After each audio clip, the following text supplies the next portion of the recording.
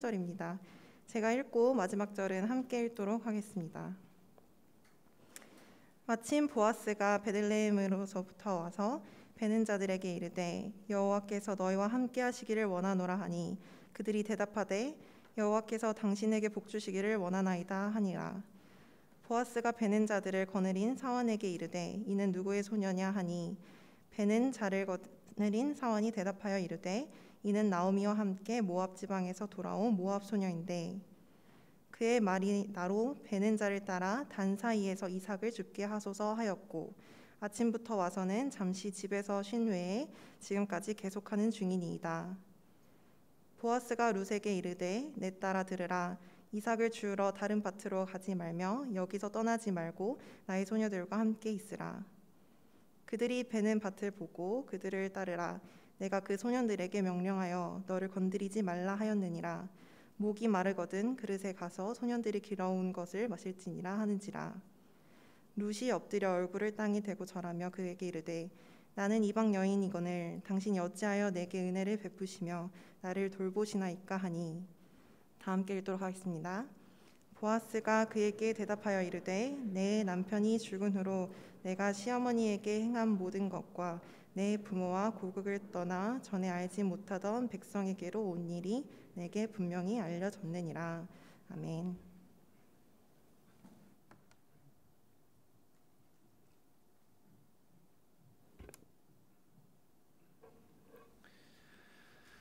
오늘도 복된 주일을 하나님 허락해 주시고 여러분 하나님 앞에 예배 드릴 수 있도록 인도해 주심에 감사를 드립니다.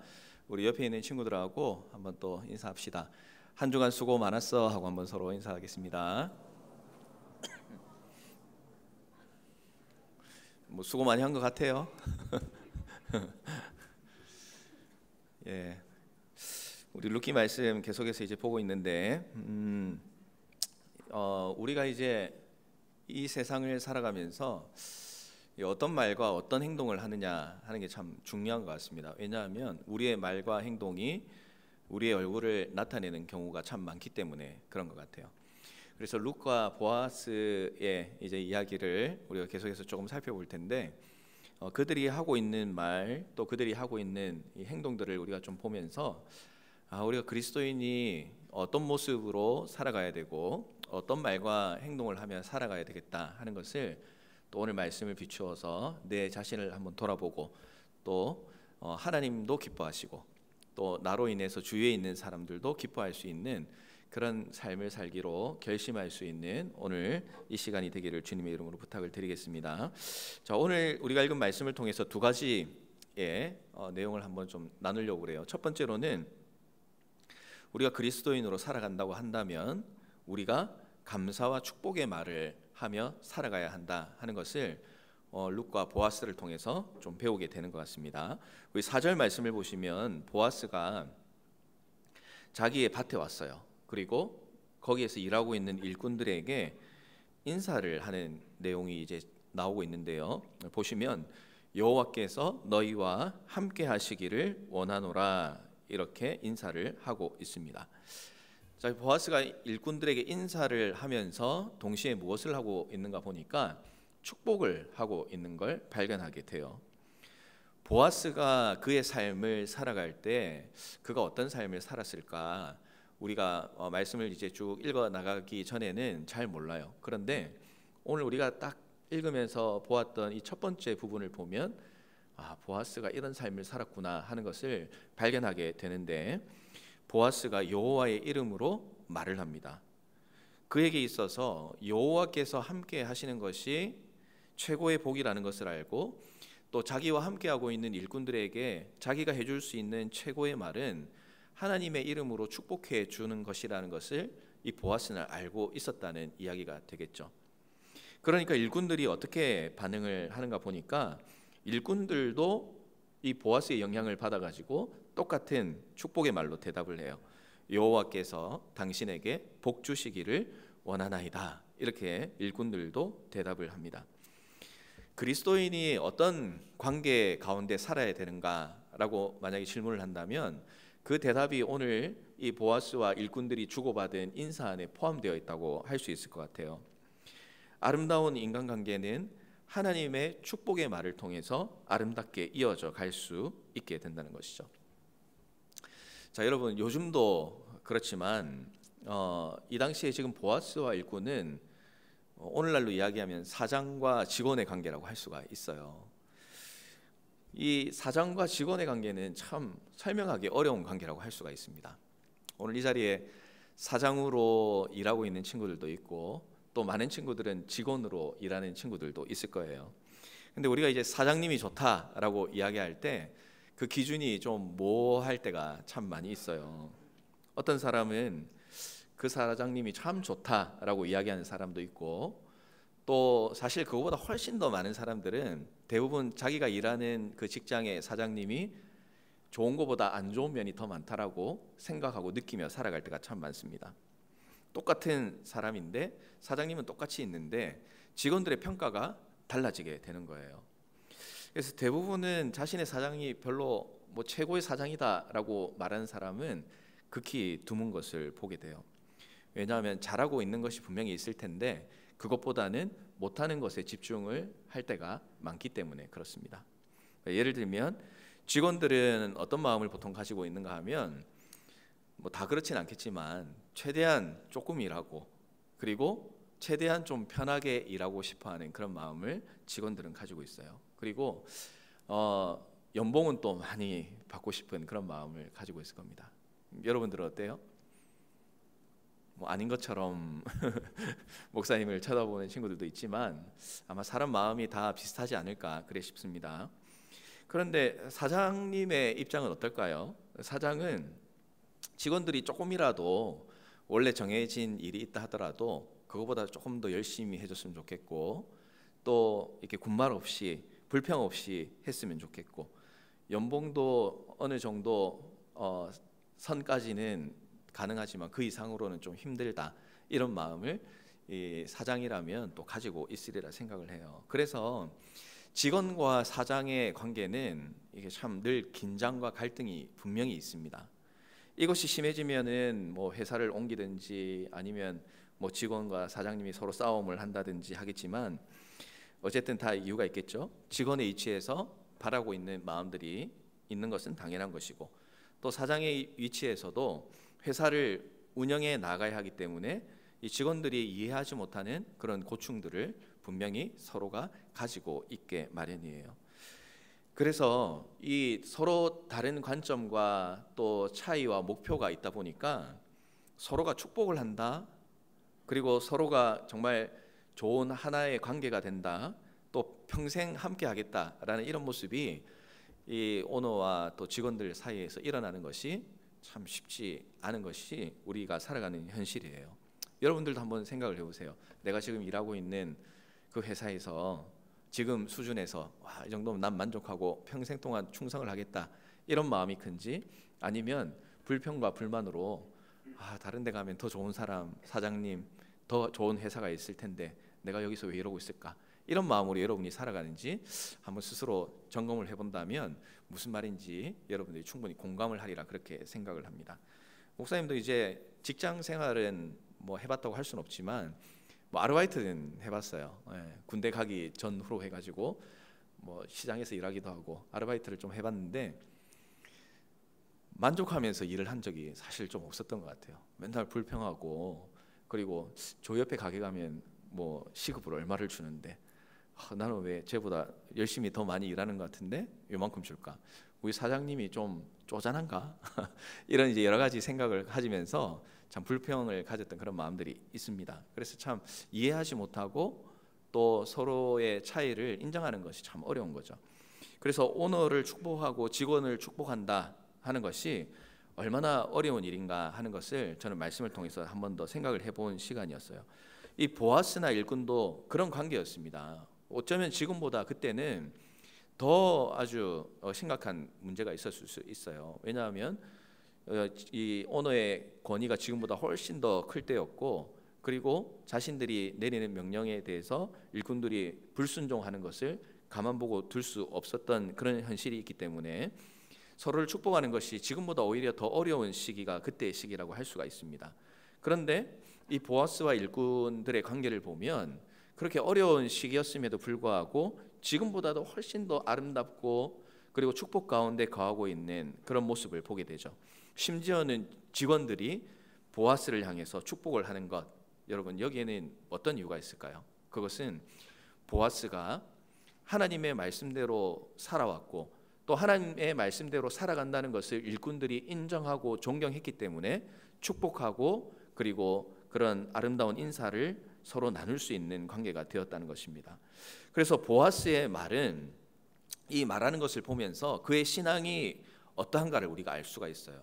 그가 하나님의 이름으로 축복하고 또 그가 하는 말을 통해서 주위에 영향을 미치고 이런 과정들을 통해서 이 보아스는 진짜 하나님을 바라보고 하나님께서 기뻐하시는 삶을 살았구나 하는 것을 우리가 말씀을 통해서 발견하게 됩니다. 자, 그러면 이제 또 한 사람이 있죠. 룻이 있습니다. 그럼 룻은 또 어떤 말들을 하면서 살았는지 우리 한번 볼 텐데 10절 말씀을 우리가 한번 보겠습니다. 자, 10절 말씀 나오는데 우리 같이 한번 읽어볼까요? 시작. 룻이 엎드려 얼굴을 땅에 대고 절하며 그에게 이르되 나는 이방 여인이거늘 당신이 어찌하여 내게 은혜를 베푸시며 나를 돌보시나이까 하니. 아멘. 자, 엎드려서 절했다 그렇게 기록을 합니다. 엎드려서 절했다는 것은 보아스에 대해서 감사의 표시를 하고 있는 거예요. 또 이 룻이 지금 자신이 겸손한 모습을 그 행위를 통해서 보여주고 있습니다. 겸손하지 않은 사람은 땅에 엎드려 절할 수 없기 때문에 그렇죠. 은혜를 입었던 룻이 너무나 감격해서 마음에서 우러나오는 그런 말, 감사의 말을 합니다. 어찌하여 내게 은혜를 베푸시며 어찌하여 나를 돌보십니까? 이런 인사를 하는 거죠. 그는 은혜 받을 수 없는 이방 여인이었다는 것을 알았기 때문에 겸손할 수 있었어요. 그러니까 자신의 위치를 알았기 때문에 겸손한 거죠. 그리고 자신의 위치를 알았기 때문에 보아스에게 감사할 수 있었던 것입니다. 그러니까 우리가 겸손의 말을 하고 축복의 말을 하고 하는 그 근본적인 부분에는 내가 어떤 사람인가, 내가 어떤 은혜를 받고 있는 사람인가, 내가 어떤 사랑을 받고 있는 사람인가 하는 것을 아는 사람이 축복의 말을 할 수 있고 은혜의 말을 할 수 있고 감사의 말을 할 수가 있게 되는 거예요. 여러분 우리도 마찬가지입니다. 우리의 인생을 돌아보면 우리는 구원받을 수 없는 정말 죄로 인해서 비참한 인생을 살아갈 수밖에 없는 그런 존재였어요. 그래서 성경에서 말하는 그 이방인이 바로 우리들이었고 또 예수님과 함께 할 수 없는 사람들이었고 하나님 없이 살아가는 그런 존재였습니다. 그런데 에베소서 2장 11절에서 12절 말씀에 이렇게 기록을 하죠. 그때 너희는 그리스도 밖에 있었고 이스라엘 나라 밖의 사람이라 약속의 언약들에 대하여는 외인이요 세상에서 소망이 없고 하나님도 없는 자였다. 이렇게 분명히 성경은 우리가 어떤 존재였는지를 묘사를 하고 있습니다. 그러니까 자랑할 것도 없고 내세울 것도 없는 그런 참 비참한 인생이 우리의 인생이었다는 거예요. 그런데 우리의 그런 비참한 모습이 바뀌어지게 되는 은혜가 있게 되죠. 예수님의 구원의 은혜로 말미암아 우리가 하나님의 자녀가 되는 축복을 누리게 되었습니다. 그리고 그런 은혜를 지금도 누리며 살아가고 있게 되는 것이죠. 자, 그렇다면 우리가 그런 구원의 은혜와 또 감사할 제목을 가지고 있는 우리들은 어떤 고백과 어떤 말을 하면서 살아야 되겠습니까? 하나님 앞에서 오늘 룻이 고백한 그 고백에 따르면 하나님 어찌하여 저 같은 사람을 사랑하시고 어떻게 저 같은 사람을 구원해 주시고 또 정말 지옥에 가고 인생의 비참함을 맛볼 수 없는 우리들을 어떻게 우리를 사랑해 주셔서 하나님의 자녀로 삼아 주셨습니까? 어떻게 나를 이렇게 사랑하십니까? 이런 기도와 감사의 고백이 우리 가운데 있어야 하는 것이죠. 하나님이 우리에게 베풀어 주신 놀라운 은혜를 깨닫는 사람은 오늘 룻과 보아스가 말하는 것처럼 감사의 말을 할 수 있고 축복의 말을 할 수가 있어요. 여러분들은 어떤 말을 주로 하고 살아가고 있습니까? 여러분의 입술에는 축복의 말, 또 감사의 말이 여러분에게 넘치고 있습니까? 아니면 불평하고 또 분노하고 저주하고 짜증내며 여러분들이 혹시 살아가고 있지는 않습니까? 분명한 사실은 내가 지금 어떤 말을 내뱉고 어떤 말을 많이 하며 살아가는가는 그의 삶을 보여주고 그의 신앙의 얼굴을 나타낼 수 있다는 것을 여러분들이 꼭 기억을 했으면 좋겠어요. 우리가 이제 알파 사역을 계속 하고 있습니다. 이제 어제 7주차 이래가지고 이제 전도에 대해서 토크를 하고 이제 딱 한 주 남았어요. 그래서 하나님의 인도하심 가운데 이 알파 사역이 잘 또 진행이 되고 또 그 가운데 또 교회에 함께 또 출석할 수 있고 또 신앙생활 할 수 있는 그런 은혜를 부어 주셔서 함께 신앙생활도 하고 또 그런 은혜를 누리고 있는 것 같습니다. 그런데 이 전도를 할 때 전도에 대해서 어제 토크를 하면서 중요한 것 중에 하나를 말씀드린 게 무엇이냐면 우리가 주님의 복음을 전하고 또 주님의 자녀로 살아간다 할 때에는 우리의 삶이 그러해야 된다 하는 것을 말씀을 드렸어요. 그러니까 우리가 전도에서 친구에게 교회 가자, 예수님 믿고 구원받자 말할 수 있습니다. 그런데 그 전도의 능력이 있고 그 말에 힘이 있기 위해서는 반드시 그 전에 해야 되는 게 있어요. 무엇이냐면 평소에 우리의 삶이 어떠한가, 평소에 우리가 하고 있는 말이 어떤가 하는 것을 우리가 늘 신경 쓰고 기억하고 생각해낼 수 있어야 되고 또 그렇게 살아야 한다는 것이죠. 평소에 축복의 말을 하고 감사의 말을 하고 긍정적인 말을 하고 하나님이 기뻐하시는 말을 하는 사람은 예수님의 복음을 증거할 때 그 사람의 그동안 했던 말과 행동을 인해서 믿지 않는 사람들이 그 예수님의 복음을 듣게 되었을 때 그 사람을 신뢰하게 돼요. 아, 저 사람은 하나님의 말씀대로 살려고 하는 게 삶에서 내가 보았었지. 아, 저 사람은 예수님을 믿기 때문에 저렇게 축복의 말을 하고 또 평소에 하나님에 대해서 그렇게 사랑하는 모습으로 살았구나 하는 것을 알고 나도 교회 한번 가볼까라는 생각이 이제 들 수가 있는 거죠. 그런데 반대로 평소에 짜증내고 불평하고 또 다른 사람 험담하고 저주의 말을 퍼붓고 이런 사람이 어느 날 갑자기 교회 가자라고 이렇게 했다고 한번 생각을 해보세요. 그러면 교회 가자라고 말을 들었던 사람이 그 사람을 떠올릴 때 어떻게 생각할까요? 저런 친구가 교회를 다닌다면 교회는 별로 갈 필요가 없겠어 라고 단정 지을 수밖에 없는 거죠. 그러니까 우리가 전도하는 삶을 살자라고 할 때에는 물론 시간을 정해서 전도하러 가는 것이 너무나 중요하긴 하지만 그 전에 우리의 말과 우리의 삶이 하나님 보시기에 아름다운 삶, 또 복음에 합당한 삶을 살아가는 삶, 또 특별히 예수님의 구원의 은혜를 누렸다면 그 은혜에 감사하고 겸손한 모습으로 살아가는 우리의 삶의 모습이 반드시 필요하다는 것을 여러분이 꼭 기억을 하셨으면 좋겠어요. 그래서 여러분이 하는 말, 또 여러분이 하는 태도, 이 모든 것들이 여러분이 삶에서 전도하는 그런 과정이라는 것을 기억하고 정말 그 모든 말과 행동을 하나씩 해 나갈 때 정말 이것이 하나님께서 기뻐하시는 것인가, 또 내가 정말 하나님의 은혜를 누린 사람으로서 해야 할 말과 행동인가 하는 것들을 하나님 앞에서 끊임없이 점검하고 또 하나님 앞에서 바르게 살아가기 위해서 노력하는 그런 삶을 여러분이 살아간다면 여러분의 얼굴이, 신앙의 얼굴이 아름답고 또 다른 사람들에게 영향력을 미치는 얼굴로 변해져 갈 수 있다는 사실을 여러분 꼭 기억하셨으면 좋겠습니다. 그래서 오늘 이 제목을 신앙의 얼굴이라고 이렇게 제목을 지었고요. 그리고 신앙의 얼굴이 바로 되기 위해서는 우리가 구원받은 백성답게 말하고 또 누군가를 축복하고 또 예수님이 기뻐하시는 삶을 살아가는가, 여기에 우리의 얼굴이 아름답게 변하는가 아니면 끔찍하게 변하는가가 결정된다는 것을 여러분 꼭 기억하시고 이번 한 주간 살아갈 때 여러분의 말을 조금씩 고치며 살아갔으면 좋겠어요. 아유, 왜 이거밖에 안 돼? 이건 목사님이 좀 많이 쓰는 말인데, 음식점 가면은 음식을 시키면은 항상 하는 말 중에 하나가 왜 양이 이거밖에 안 되냐 이런 이야기를 좀 자주 할 때가 있는데 목사님도 좀 고쳐야 될 것 같아요. 아, 이 양을 이렇게나 많이 주시다니, 이렇게 축복의 말.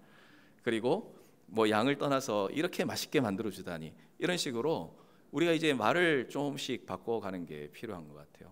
그러니까 누군가를 보면은 짜증내었던 그런 기억들이 있다면 누군가를 보면서 또 칭찬할 수 있는 말을 여러분들이 찾아보고 또 축복할 수 있는 말을 찾아봤으면 좋겠어요. 또 우리 교회에서 친구들 만날 때는 또 정말 주님 안에서 축복하면서 인사를 할 수가 있겠죠.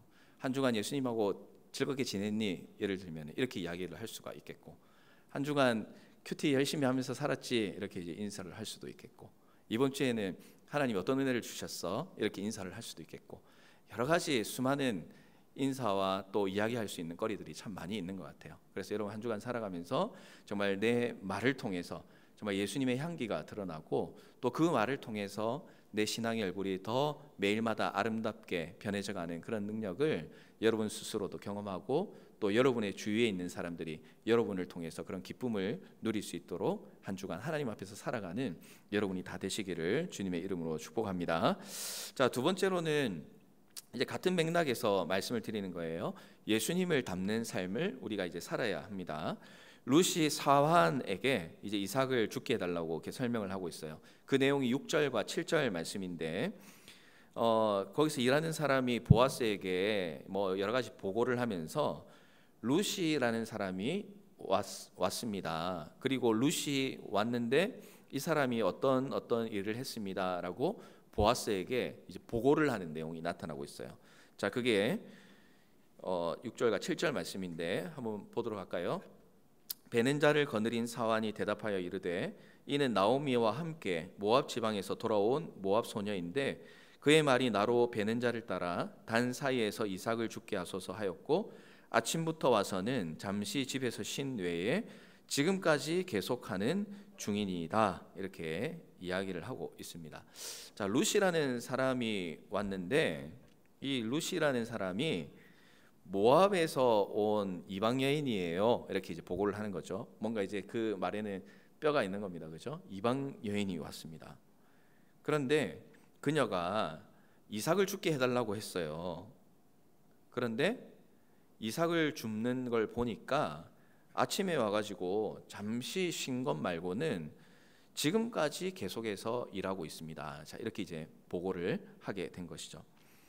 자, 당시 이스라엘 율법에는 이삭을 줍도록 하는 그런 율법이 있었어요. 그래서 레위기 19장 9절에서 10절에 보면 너희가 너희의 땅에서 곡식을 거둘 때에 너는 밭 모퉁이까지 다 거두지 말고 떨어진 이삭도 줍지 말고 포도원의 열매를 다 따지도 말고 포도원에 떨어진 열매도 줍지 말라 그래요. 근데 왜 그렇게 하냐면 가난한 사람을 위해서 그리고 거류민을 위해서, 그러니까 잠시 임시로 왔다 갔다 하는 사람을 위해서 그냥 놔두라는 거예요. 그 사람들이 뭔가 먹을 게 있어야 되기 때문에 그런 사랑과 긍휼을 베풀어 주라라는 의미로 하나님께서 이 율법을 허락해 주셨어요. 그래서 가난한 사람 그리고 임시로 머물러 사는 사람이 먹고 살 수 있도록 이 곡식을 거두면서 떨어져 있는 곡식이나 열매는 줍지 말라고 한 거예요. 자, 그러면 이 룻에게는 사실 그런 권리가 있어요. 어떤 권리가 있냐면 떨어진 건 다 내 거야 라고 할 수 있는 권리가 있었어요. 율법적으로. 그러니까 당당하게 이삭을 주울 수 있는 권한이 있었습니다. 뭐 굳이 허락을 안 받아도 또 사정을 하지 않아도 율법에 적혀 있는 내용이기 때문에 저건 내 거야 라고 당당히 가져갈 수 있는 그런 위치에 있었다는 것이죠. 그런데 룻은 그런 당당함을 주장할 수도 있었겠지만 이삭을 죽게 해달라고 정중하게 겸손히 요청을 합니다. 그리고 이런 룻에 대해서 일꾼들이 보아스에게 보고를 하는 거죠. 아침부터 와서는 지금까지 쉬지 않고 잠시 쉰 것 말고는 계속해서 일하고 있습니다. 그러니까 이 말에는 무엇이 포함되어 있습니까? 이 룻이라는 이방 여인임에도 불구하고 여기에 와서 정말 겸손하고 성실하게 일을 하고 있습니다 라고 일꾼들이 보고를 하고 있는 거예요. 그래서 룻은 그들의 보고처럼 정말 부지런하고 성실한 삶을 살았습니다. 그런 모습이 함께 있는 일꾼들에게도 좋게 보인 거예요. 그러니까 지금 보아스한테 얘기하는 게 뭐 고발하는 게 아니에요. 이야기하는 뉘앙스를 가만히 보니까 와, 이방 여인인데 정말 대단합니다. 어떻게 저런 사람이 있는지 모르겠습니다. 자, 이런 말로 지금 보아스에게 이야기를 하고 있는 것이죠. 함께 있는 일꾼들이 그녀를 좋게 볼 만큼 룻은 그의 삶이 성실하고 겸손하였고 또 무엇보다 그 룻의 신앙이 정말 좋았다는 것을 이런 보고를 통해서 발견하게 되죠. 근데 이제 중요한 부분은 11절 말씀이에요. 여러분 오늘 마지막 읽었던 말씀인데 11절 말씀을 다 같이 한번 읽어보도록 합시다. 자, 11절 말씀 한번 띄워주실래요? 자, 다 같이 읽어봅시다. 시작. 보아스가 그에게 대답하여 이르되 네 남편이 죽은 후로 네가 시어머니에게 행한 모든 것과 내 부모와 고국을 떠나 전에 알지 못하던 백성에게로 온 일이 내게 분명히 알려졌느니라. 아멘. 자, 보아스는 이런 대답을 해요. 룻이 그 남편이 죽고 시어머니였던 나오미에게 네가 했던 그 모든 일을 내가 들었다. 그렇게 이제 이야기를 하고 있습니다. 왜냐하면 보통은 남편이 죽으면 시어머니와의 관계는 이제 끝이 나잖아요. 새롭게 결혼을 하든지 또 나가서 또 자신의 삶을 살아가는 게 일반적인데, 룻은 남편이 죽은 후에도 시어머니를 따라가서 최선을 다해 섬겼습니다. 이런 일은 찾아보기가 힘든 것이었죠. 이스라엘 백성 중에도 그렇게 하는 사람이 없었을 텐데, 이 이방 여인이 이스라엘 백성인 나오미에게 그런 일을 했다고 하니까 뭐 소문이 이제 난 것 같아요. 그래서 룻의 삶을 보고 듣고 또 칭찬하는 사람이 많았던 것 같습니다. 그런데 이 보아스가 말하는 것을 보면 마지막에 이런 표현이 있어요. 알려졌다라고 이렇게 표현을 하고 있습니다. 내가 알아보았다 하는 것이 아니라 나에게 너에 대한 이야기가 알려졌다, 들렸다라는 그런 이야기예요. 이 들렸다라는 것은 알려고 노력하지 않았는데 자연스럽게 들렸다는 그런 의미를 가지고 있습니다. 룻이 무슨 일을 하는지 스스로 광고를 하지 않았어도 하나님의 말씀대로 살아가는 그 삶은 영향력이 있다는 것을 이 들려졌다는 단어를 통해서 우리가 다시 한번 생각해 볼 수 있게 되는 것 같아요. 오늘날은 SNS나 인터넷을 통해서 우리가 하고 있는 일을 뭐 빨리빨리 전하고 또 내가 지금 어떻게 살아가는지 또 인스타 그런 것들을 통해서 막 드러내고 살아갑니다. 그런데 그 당시에 그런 게 없죠. 그런데도 그런 상황 가운데서 보아스에게 그런 이야기가 들리게 하신 것은 하나님의 인도하심이라고 할 수가 있겠죠. 우리가 그리스도인으로 살아가면서 참 중요한 부분이 바로 이 부분이라고 할 수가 있습니다. 우리가 그리스도인으로서 무슨 일을 하며 살아가는가, 또 그리스도인으로서 어떤 삶을 살아가는가, 여러분 여기에 대해서 얼마나 진지하게 여러분들이 생각하고 또 여러분의 삶에 대해서 가치를 부여하고 살아가고 있습니까?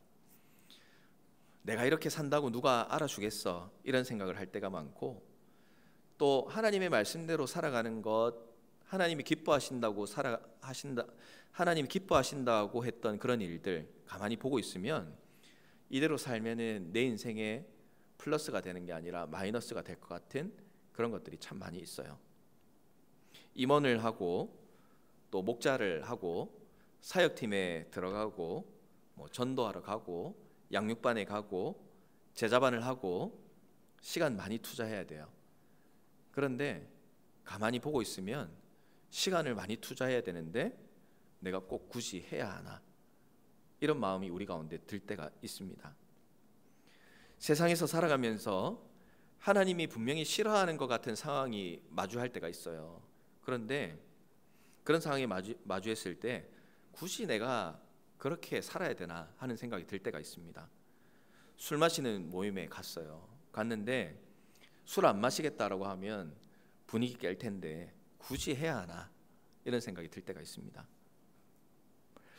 이것뿐만 아니라 여러분이 살아가면서 내가 하나님의 자녀로 바르게 한번 살아보겠다라고 각오를 한다면 정말 삶의 여러 가지 부분에서 부딪히는 부분이 많고, 이렇게 정말 내가 살아야 될까, 굳이 이렇게 살아야 될까, 누가 알아준다고, 이런 마음으로 그 상황을 대할 때가 참 많이 있는 것 같아요. 그러나 오늘 이 보아스가 룻의 착한 행동에 대해서 들렸다라고 했던 부분을 여러분 꼭 잊지 말기를 바랍니다. 우리가 예수님 닮은 삶을 살아가는 것은 아무도 안 알아주는 게 아니에요. 우리가 하나님의 마음에 합당한 삶을 살고 굳이 이렇게 살아야 하는 생각이 들 수는 있지만 굳이 그렇게 살아갈 때 그것을 아무도 알아주지 않는 게 아니다라는 것입니다. 우리가 예수님 닮은 삶을 살려고 노력하면 그 삶은 반드시 누군가에게 들려지게 된다는 그런 이야기예요.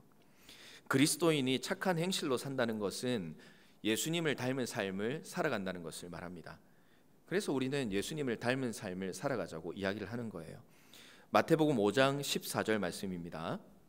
함께 읽어볼까요? 너희는 세상의 빛이라. 산 위에 있는 동네가 숨겨지지 못할 것이요. 아멘. 우리가 예수님의 자녀이면 우리는 세상의 빛이라고 말씀을 하세요. 그리고 빛은 드러나게 돼 있습니다. 빛은 우리가 알리려고 노력하지 않아도 우리의 착한 행실은 알려지고 전해지게 된다는 이야기예요. 그렇기 때문에 우리가 누군가를 돕고 또 어떤 착한 일을 했다고 해서 굳이 그것을 다른 사람에게 알리려고 애쓸 이유가 없어요. 왜냐하면 알려질 것이기 때문에 그런 것이죠. 뿐만 아니라 하나님께서는 그것이 값어치 없는 일이라고 말씀하지 않으세요. 하나님은 우리가 하나님 앞에서 착한 행실로 하나님이 기뻐하시는 삶을 살아가면 반드시 하나님께서 직접 거기에 갚아주시겠다고 말씀을 합니다. 마태복음 6장 4절 말씀 한번 봅시다. 내 구제함을 은밀하게 해라. 은밀한 중에 보시는 너의 아버지께서 갚으시리라. 이렇게 기록을 하고 있죠. 만약 어떻게든 우리가 알리려고 하는 삶을 살아간다면 이런 행동들은 우리의 선행이 반드시 드러나겠다라고 말씀하신 그 하나님의 말씀을 우리가 신뢰하지 못하기 때문이다라고도 볼 수가 있을 것 같습니다. 사랑하는 여러분, 우리가 지금 어떤 일을 하고 있습니까? 또 여러분들은 어떤 삶을 살아가고 있습니까? 마태복음 10장 42절에는 이렇게 기록합니다. 누구든지 제자의 이름으로 이 작은 자 가운데 하나에게 냉수 한 그릇이라도 주는 자는 내가 진실로 너희에게 이르노니 그 사람이 결단코 상을 잃지 아니하리라 하시니라. 이렇게 예수님께서는 우리에게 분명하게 말씀을 하고 있습니다. 우리가 하나님께서 명령하신 삶을 살아가면 하나님께서는 그 삶이 알려지게 하신다고 말씀을 하셨어요. 그리고 그 삶에 대해서 하나님은 반드시 기억하시고 갚아주신다고 했습니다.